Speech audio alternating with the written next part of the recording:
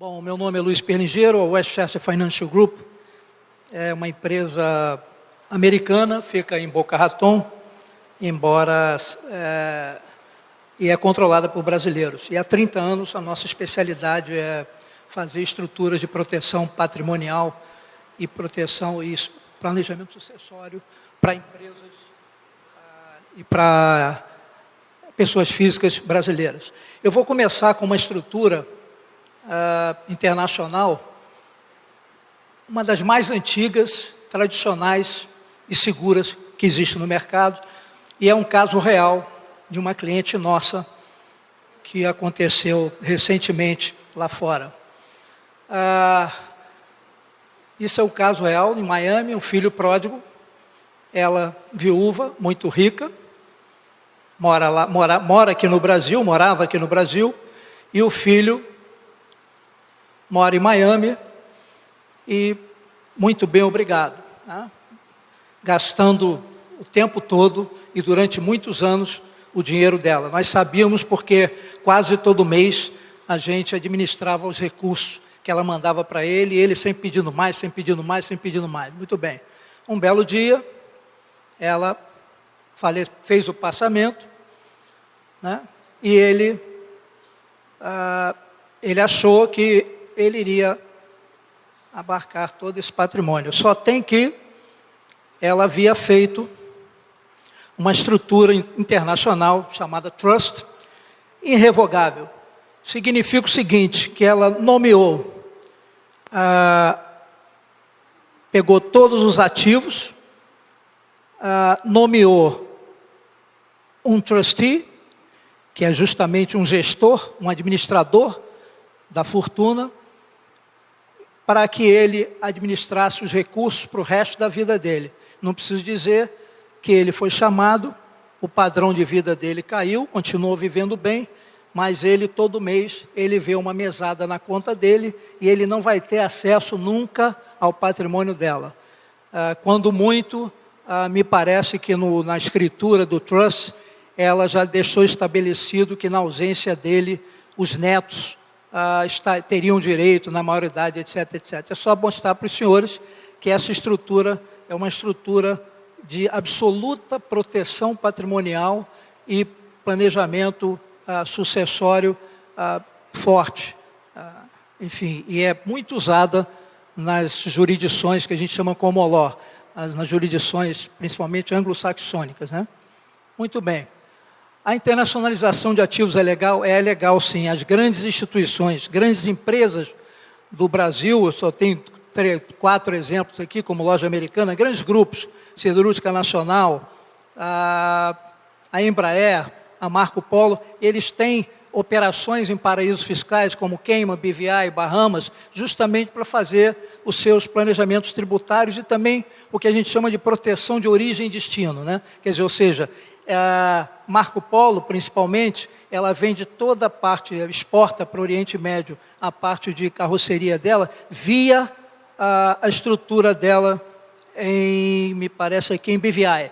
E lá é um agente comercial, então ela vende para ela mesma e de lá é que vai para o comprador final. Então ninguém fica sabendo para quem é o comprador final dela. Então essa estrutura é absolutamente legal e usada pelo mercado, principalmente dentro da lei que estabelece que todos os ativos que vão para o exterior de brasileiros, quer pessoa física, quer pessoa jurídica, eles são declarados dentro das estruturas que cada um monta lá fora, quer sejam holdings, foundation, trust, etc. Muito bem. Se falou aqui muito em proteção patrimonial, e nós estamos falando local, e nós temos aqui uma figura interessante, que eu até brinquei com a Luciana quando a gente estava montando, que a gente não veio aqui à toa, teve ensaio antes, ela não disse isso, mas a gente ensaiou, estou brincando. Então aqui é o seguinte, a gente diz, olha, quando você monta uma holding no Brasil, aqui, vamos imaginar que você está num cenário aqui, né? Isso aqui é Brasil, nós temos um sistema tributário complexo, 85 tributos aqui no Brasil, saem mais de 30 normas por dia, né? Você tem aqui vários agentes atuando, Estado, município e União, quem é empresário sabe disso, você tem uma insegurança jurídica tremenda, a Luciana própria falou aí, né? Então, enfim, quer dizer, como é que você consegue proteger o teu patrimônio? A primeira coisa que você faz, vamos dizer, na primeira linha de proteção, é constituir uma holding patrimonial. Aí a gente diz o seguinte, olha, você aqui, você constituiu a holding, você saiu aí do 2º andar para o 5º andar no prédio pegando fogo. Mas será que ele vai chegar lá? Muito bem, aí você saiu para o 10º andar. Será que ele vai chegar lá? Você só vai sair do prédio o dia que você sair da ordem jurídica brasileira. O dia que você transportar o teu ativo para a área internacional. E aí lá fora você ainda pode criar mais um layer, que a gente chama mais um estágio de proteção, é quando você doa as cotas dessa estrutura estrangeira para uma estrutura de fundação ou trust, que nós vamos ver mais na frente. Como é que funciona essa transposição da ordem jurídica? E tem várias pessoas físicas que fazem isso, empresas, familiares, esses grandes grupos familiares que fazem isso. Primeiro, você tem aqui a pessoa física, uma holding, que tem ali os bens, quer seja operacionais ou não, recursos. A partir daí, ela tem toda a liberdade. Hoje em dia, o Banco Central libera, antigamente, até o ano 2000, inclusive, você só podia mandar para fora, no máximo, 5 milhões de dólares por ano. Hoje não, hoje está liberado. E você constitui, normalmente, eu vou dizer por que isso é benéfico, você constitui uma empresa lá fora. Você pegou o teu recurso, ou você capitaliza a empresa, ou você pode integralizar o capital da empresa, como a Luciana falou, você pode integralizar o capital da empresa com bens. Pode ser uma empresa estrangeira também. A partir daí, você faz o que você quiser lá fora com os seus recursos. Você está protegendo os seus recursos, seus investimentos, dentro de uma estrutura jurídica internacional. Aí você já saiu da ordem jurídica brasileira, porque os ativos que estão lá fora estão dentro da soberania, na jurisdição respectiva do ativo.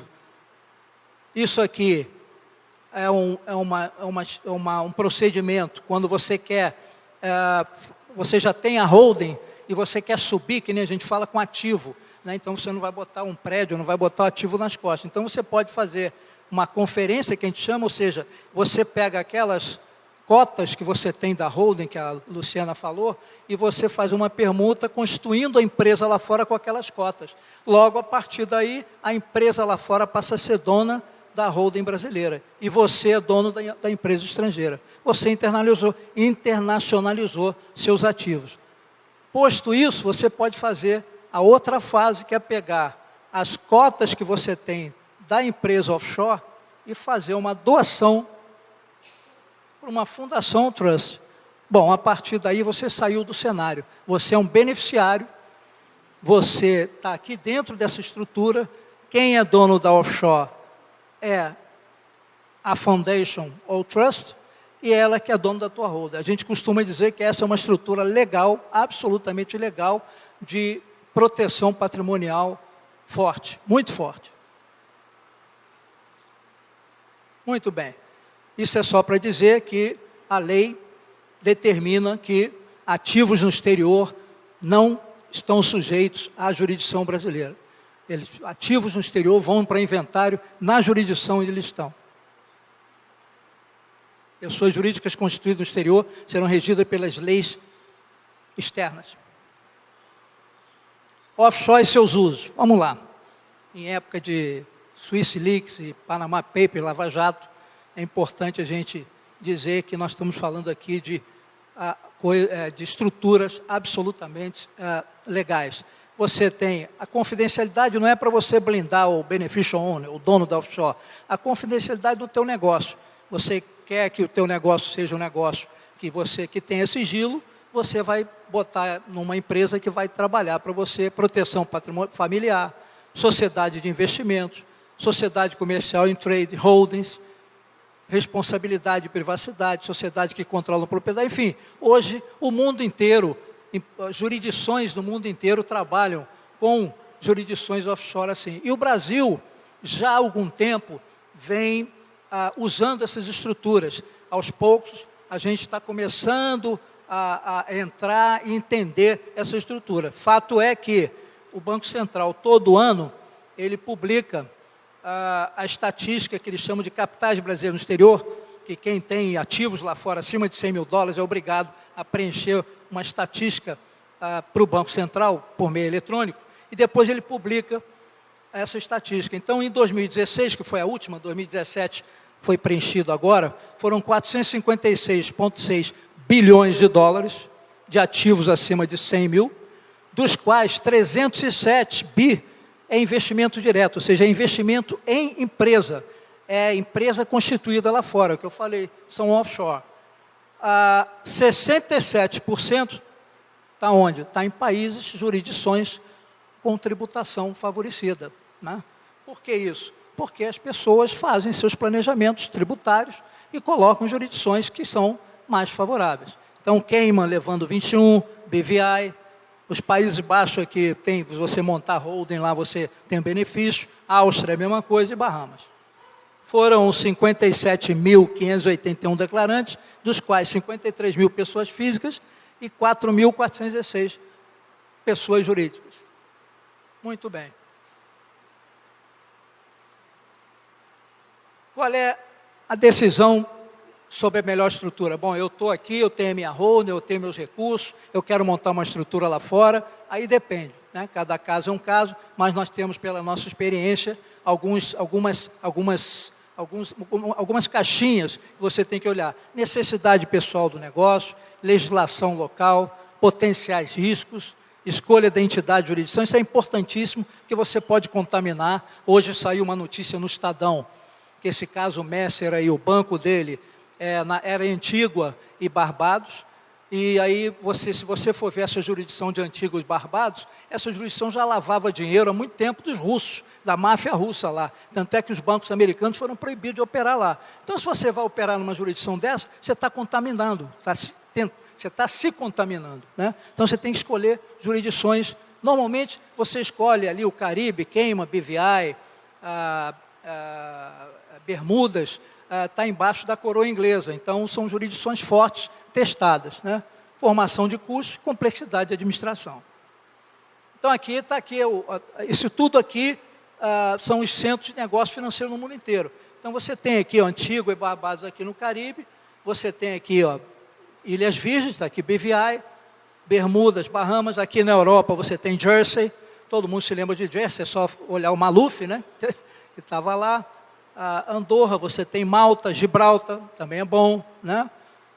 Enfim, então você tem vários, Panamá, então você tem vários locais aqui, vários centros offshore, inclusive, que Nevis e St. Kitts é interessante, você com 200 mil dólares, o governo diz que é uma contribuição que você dá, mas você chega lá, compra um papel do governo vitalício por 200 mil dólares, ele te dá cidadania.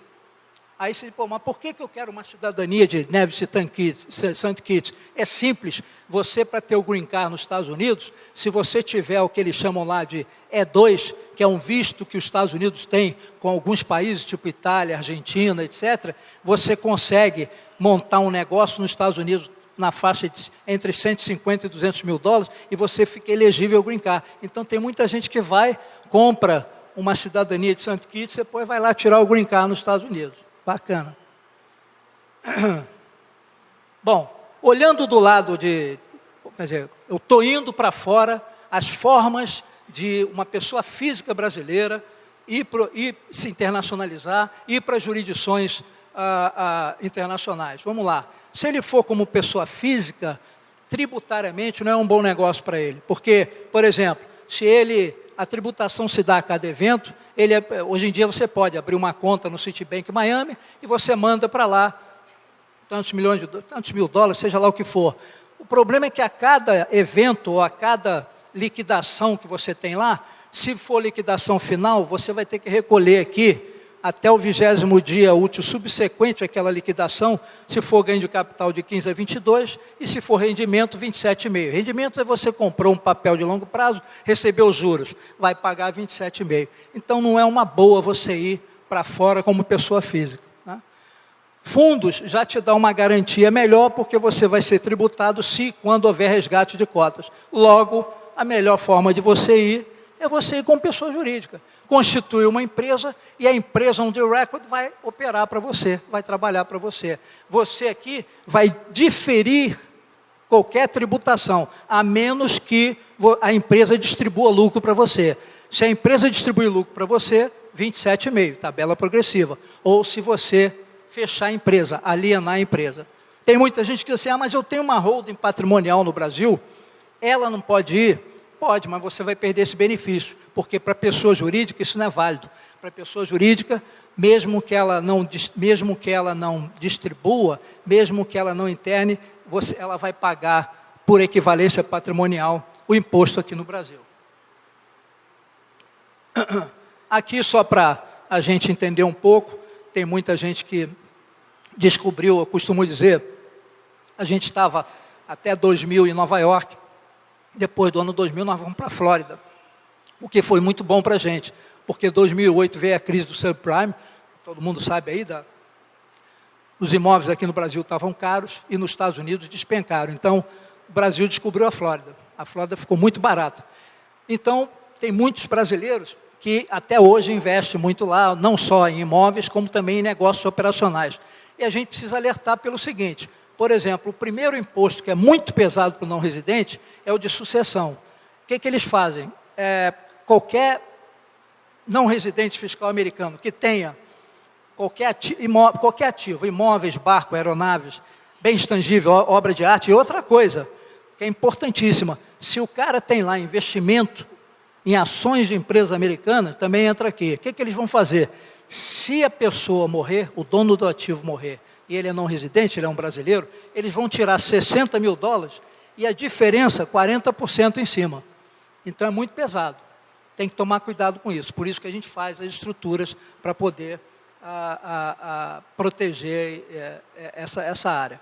Outra coisa é o seguinte, é que você tem lá alguns impostos que tem que tomar cuidado, porque quando você, por exemplo, então eu vou montar uma offshore aqui, e a offshore vai ser dona do negócio nos Estados Unidos ou do imóvel que eu alugo. Muito bem, na hora que você mandar o lucro para ela, 30% de branch tax, porque o governo americano ele bota uma tributação pesada sobre remessa de lucros para a empresa estrangeira. Então, você tem que montar uma estrutura bem balanceada, eu vou mostrar ali na frente essas alternativas. Assim, só para comparar, você indo para lá, você tem o que eles chamam de Limited Liability Company e Corporation. Agora, na reforma tributária americana, o Trump, ele abaixou a taxa, o imposto de renda para 21%. Todo mundo, mas 21%, então baixou muito, era 39,6%, era. Só tem que ele abaixou para as corp. As LLCs continuam na faixa de 10% a 37%.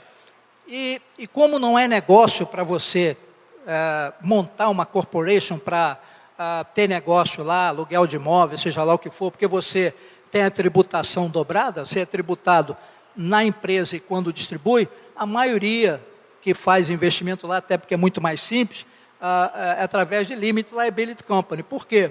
Porque a taxação é única que flui direto para a pessoa física. Portanto, o imposto aqui é o mesmo imposto da pessoa física membro da LLC, ou seja, vai de mais ou menos 10% a 39,6%. Agora, a vantagem aqui é o seguinte, é isso aqui, ó. Quem tem imóvel nos Estados Unidos, tem literaturas aí, vasta literatura a respeito, dizendo que os Estados Unidos é o país, nessa área de real estate, é o país do litigation. Significa o seguinte, tem 25 milhões de ações judiciais por ano só nessa área. É o inquilino que processa o proprietário, é o empregado que processa o proprietário, enfim, então tem que tomar muito cuidado. Por isso é que você coloca uma LLC, porque qualquer ação que vai em cima de você para no limite do patrimônio da LLC. Então todo mundo trabalha assim, e tem mais também, a responsabilidade civil. Você tem um caso nosso dentro da nossa empresa, o Aloysio, o fundador da empresa, há uns 3 natais atrás, ele vinha dirigindo em Boca a Boca, uma cidade que o trânsito não engarrafa nem de manhã, nem de tarde, nem de noite, é muito calmo. E veio um cara, saiu de um condomínio, bateu no carro dele, bateu na árvore e morreu. E ele bateu com coisa também, desmaiou. Muito bem, 2 coisas aconteceram. Primeiro, ele não teve culpa de nada. Segundo, quando ele acordou e tudo, o advogado conversou com ele, ele disse, eu estou calmo, porque os meus imóveis estão todos embaixo de um trust. Então, eu não tenho nada aqui nos Estados Unidos, eu também estou calmo, porque o advogado falou, olha, se você tivesse culpa, calculando pela idade do cara, 2 filhos, e quem é da área de seguro sabe isso, seria uma ação aí em cima de você de no mínimo $5 milhões. enfim, só para... Então, aquilo que eu falei, as alternativas que você tem para investir e comprar imóvel lá, basicamente você tem 4 alternativas que vão implicar ou no imposto de sucessão, ou no imposto de subsidiária, que eu falei, o branch tax, ou na retenção de um imposto de venda, ou na responsabilidade civil. Então, é claro, nós estamos falando do valor do imóvel. Se você tem um imóvel de 300 mil dólares, você tirou 60, deu 240 mil dólares, faz um seguro de vida que é melhor. Agora, você tem um imóvel de $1 milhão, aí você tem que fazer uma estrutura em que esse imóvel esteja embaixo de uma estrutura jurídica. Também não vale você botar uma empresa americana dona do imóvel, porque você tem o ativo da empresa americana. Então, você acaba também pagando o imposto de sucessão. Entendeu?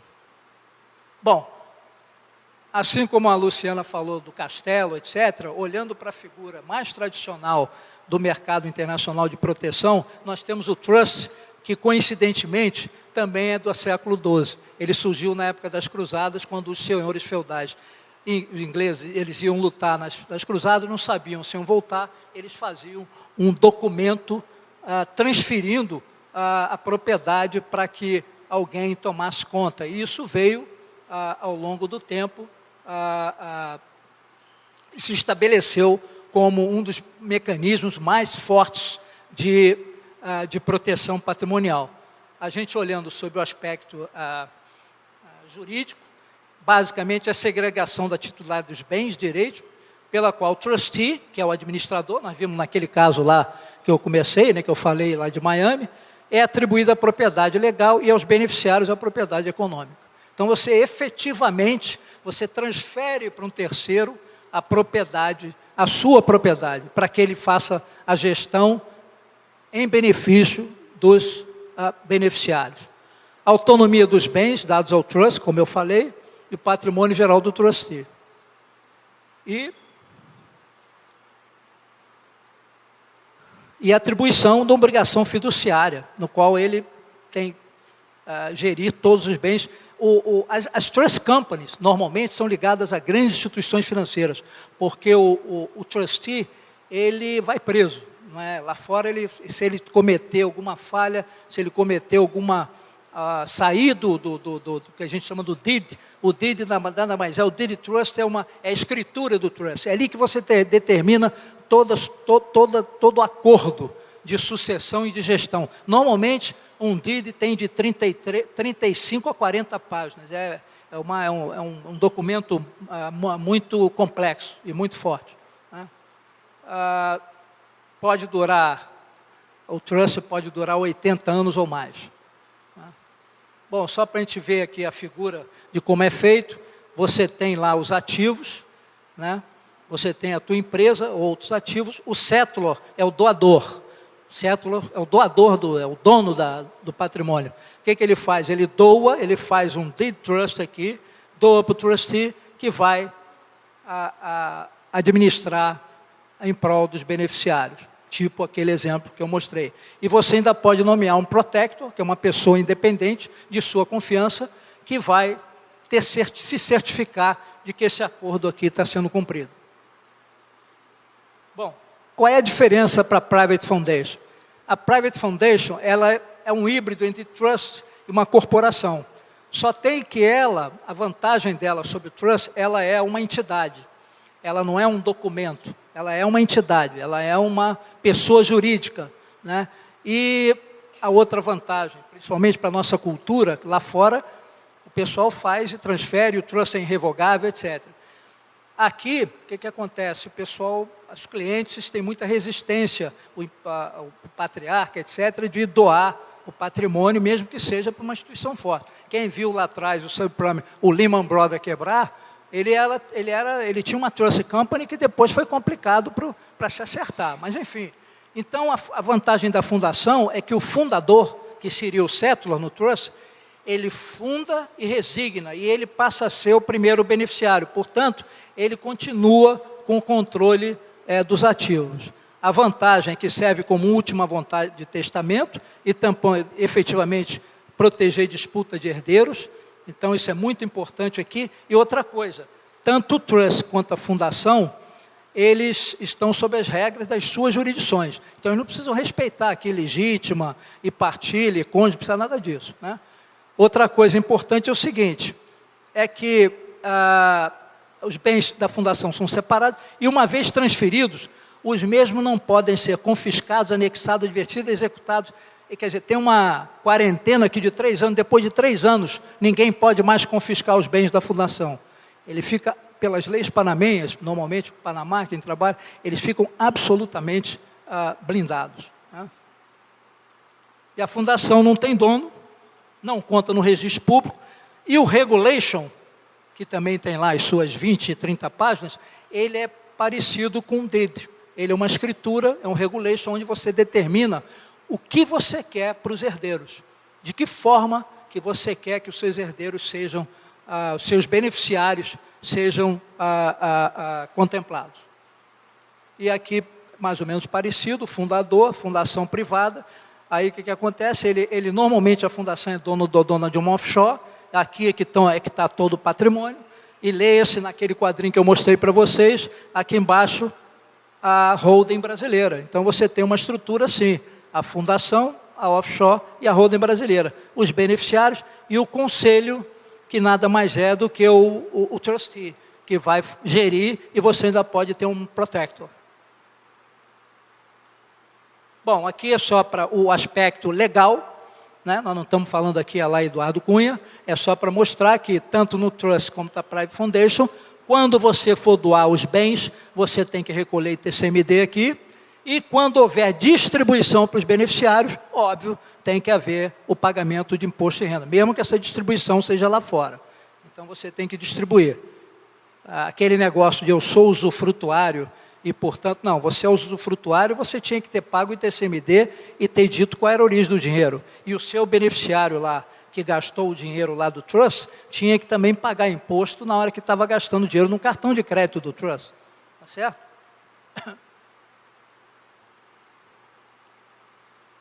Bom, aqui são agora olhando, o mundo mudou muito, e nós estamos caminhando para uma transparência total, e você tem hoje os acordos internacionais, e os senhores têm visto na imprensa aí várias informações, Suíça dando informação, Bahamas, Cayman, enfim, é fruto desses acordos que estão caminhando. Aqui já tem um acordo administrativo só para efeito de ações pontuais, fiscais pontuais, mas o grande acordo que saiu foi o FATCA, que é o Foreign Account Tax Compliance Act, que é que os Estados Unidos, é um acordo bilateral que os Estados Unidos fez com vários países, inclusive com o Brasil. E a primeira relação de brasileiros, eu vou mostrar para vocês, já saiu de brasileiros com conta nos Estados Unidos, e também a Receita Federal mandou de americanos com conta aqui no Brasil. E você tem um acordo multilateral no âmbito da OCDE, que está caminhando. O Brasil, acho que ainda esse ano não entra, provavelmente só a partir de 2019. Qual é a base que a Receita Federal tem para informar as autoridades que têm um acordo lá fora? É a chamada E-Financeira, que foi instituída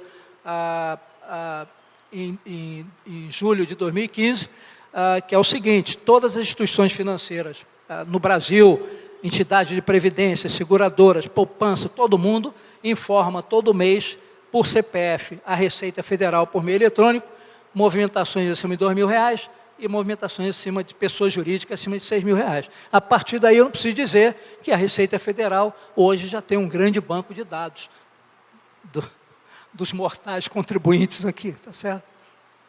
Muito bem. O FATCA está aqui. Aqui, 30/9/2016, foi feita a primeira troca, aonde o IRS, a Receita Federal Americana, mandou para cá 25.280 nomes de brasileiros com conta nos Estados Unidos. E a Receita Federal Brasileira mandou para lá 1.555. O corte para nós aqui foi saldo em conta, saldo direto. Só tem que... Lá nos Estados Unidos eles não olham saldo, eles olham o que eles chamam de interest, juros na conta. Só tem que o corte para eles foi todas as contas com juros que apareceram. Quem tem conta lá fora, principalmente checking account, etc., Você olha no extrato, está lá o interest, né? Juros creditados, $10. Todo mundo que foi creditado mais do que $10, o IRS informou para o Brasil.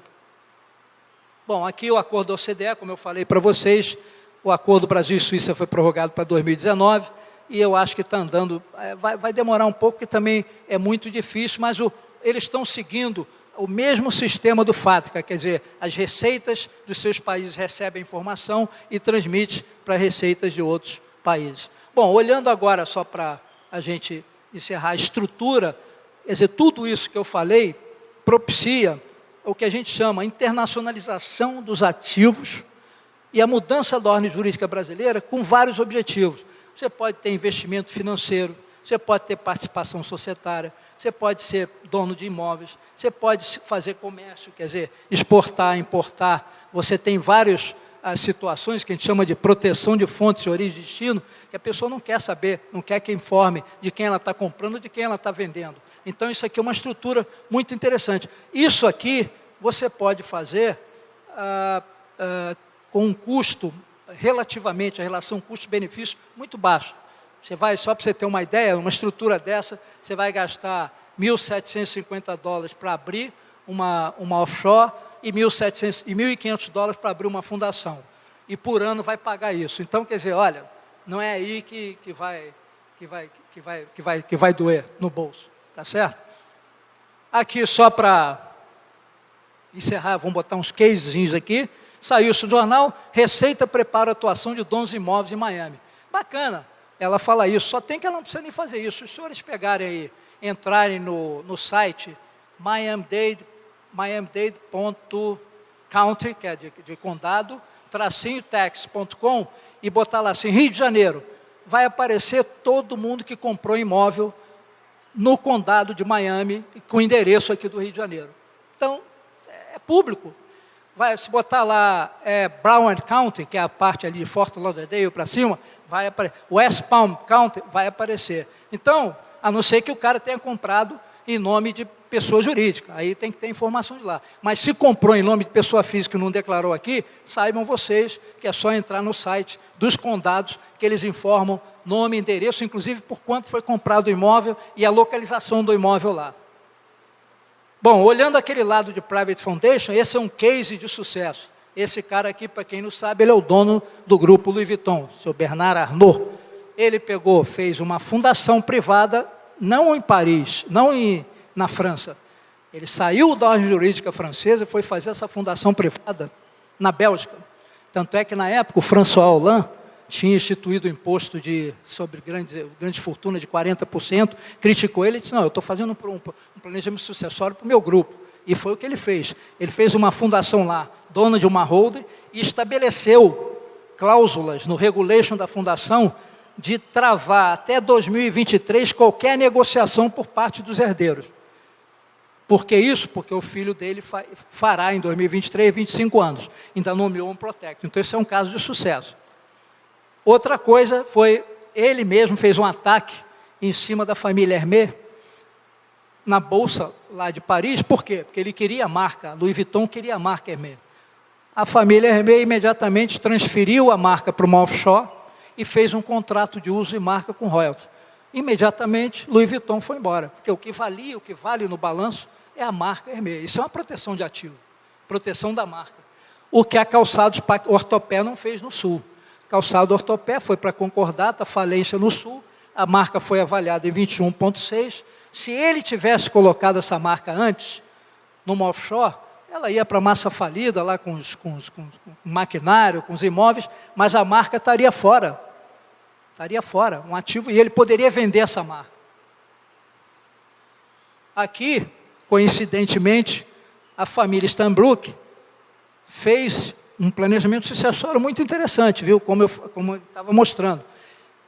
A família, em 2008, criou uma empresa no Brasil, aquela holding que a Luciana falou, Rio Purus. 3 anos depois, ela pegou esse recurso da Rio Purus e criou. Essa holding Rio Purus é no Brasil, hein? Aí ela pegou essas ações dessa holding no Brasil e criou uma offshore em BVI. Aquele modelo que eu mostrei para vocês. Então, o que aconteceu a partir daí? Ela, a matriarca, a dona Doroteia, ficou sendo dona da empresa de BVI, que é dona da holding no Brasil. Só tem que, ela, em vez de pegar, fazer uma doação para uma fundação chamada Dory Estate, uma fundação Dory, em vez dela fazer a doação e pagar o ITCMD, o que ela fez? Como ativos lá no exterior não estão fora da ordem jurídica brasileira, quem doou as ações lá foi o seguinte: a offshore doou as ações da holding brasileira para a fundação. Portanto, economizaram 83 milhões de reais de TCMD. Estão bem assessorados, eu conheço os advogados dele em São Paulo, e olha, estão ganhando, porque a lei brasileira diz que está na Constituição, mas enquanto não tiver lei complementar, não tem TCMD. Então os caras fizeram um belo planejamento tributário aqui. Bom, isso aqui é de hoje, para a gente encerrar, é para mostrar o seguinte, aquilo que eu falei, Antígua e Barbados, né? Então aqui só para ver, porque está pequenininho aqui, o banco EVG, esse banco EVG, que era usado pelo Dario Messer, o doleiro dos doleiros, para lavar dinheiro, onde é que é? Antígua e Barbados. Quando apareceu isso hoje no jornal, eu digo, oba, ficou legal, porque eu vou encerrar com chave de ouro. Pelo seguinte, todo mundo que opera no mercado internacional sabe que essa jurisdição sempre lavou dinheiro de vários lugares, inclusive da máfia russa. Os Estados Unidos, em 99, proibiu de bancos americanos e empresas americanas de colocarem dinheiro lá. Muito obrigado.